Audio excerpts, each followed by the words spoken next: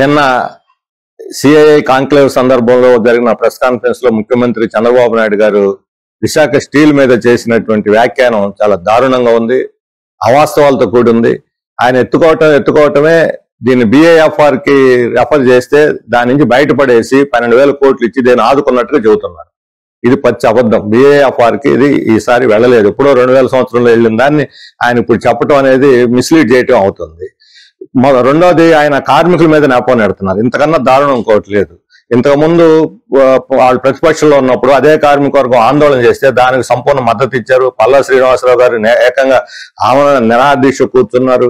వాళ్ళ trade union దీంట్లో ఉద్యమంలో యాక్టివ్ పార్ట్ నిర్వహించింది. అప్పుడంతా కార్మికులు బ్రహ్మాండంగా చేసి ఇప్పుడు ఈ ఒక్క సంవత్సరమే కార్మికులు పనిచేయడం నష్టాలు వస్తున్నాయని చెప్పాలని కోరుతున్నాను. ఇప్పుడు ఉన్నట్టుండి నిన్న వాళ్ళ యాజమాన్యం, స్టీల్ యాజమాన్యం ప్రొడక్టివిటీ లింక్డ్ వేజెస్ అని చెప్పి ఒక సర్క్యులర్ జారీ చేసి టార్గెట్ ప్రకారం రీచ్ అయితేనే మీకు వేజెస్, ఆ ప్రపోర్షన్ లో లేకపోతే వేజెస్ లేవని చెప్తే ఇప్పుడు కార్మిక వర్గం తీవ్రమైన ఆందోళనలో ఉంది. ఇప్పుడు దాకా లేని కొత్త దాన్ని ఎందుకు అసలు టార్గెట్స్ ఎవరు నిర్ణయిస్తారు? ప్రొడక్టివ్ టార్గెట్స్ ఏ ప్రాతిపదిక మీద నిర్ణయిస్తారు? మీరు దీనికి రా మెటీరియల్ ఎవరు? వర్కర్స్ తగ్గించేసి స్టాఫ్ తగినంతగా సిబ్బంది లేరు. దానికి అవసరమైనటువంటి ఇన్వెస్ట్మెంట్స్ దొరకవు.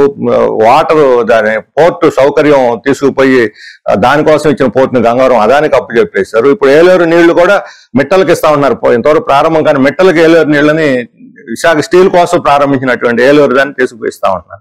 ఇప్పుడు దాని రా మెటీరియల్ లో ముఖ్యంగా ఐరన్ ఓర్ సంబంధించి ఇక్కడ ఉన్నటువంటి జందాలు, నెల్లూరు ప్రకాశం జందాలకు ఇచ్చారు కానీ అప్పటి నుంచి అడుగుతున్నటువంటి విశాఖ మాత్రం ఇవ్వలేదు. పైగా ఇచ్చిన ప్యాకేజీలో డబ్బు అంతా తీసుకుని GSTకి బ్యాంక్ వడ్డీలకి జమ వేసుకున్నారు. ఇంత చేసి 7 నెలలుగా, గత నెల తప్ప అంతకుముందు 7 నెలలుగా కార్మికులు జీతాలు లేవు.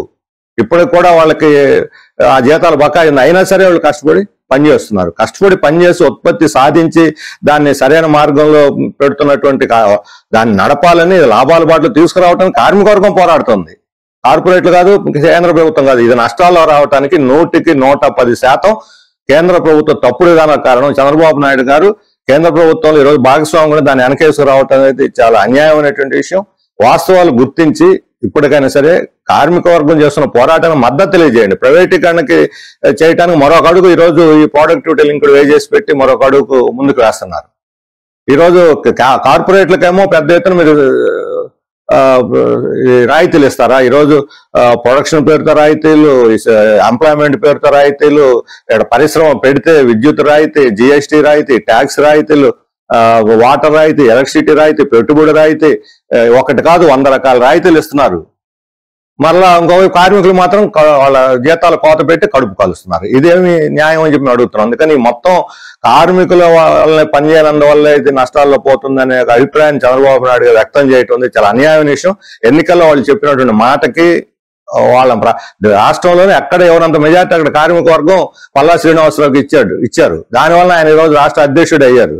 అదే విశాఖలో ఈరోజు కార్మిక వర్గ కేంద్రంగా ఉన్న విశాఖలో కార్మికులు పొట్టగొట్టి కార్పొరేట్లను మేపటానికి ఈరోజు కాంక్లేవ్లు నిర్వహిస్తా ఉన్నారు.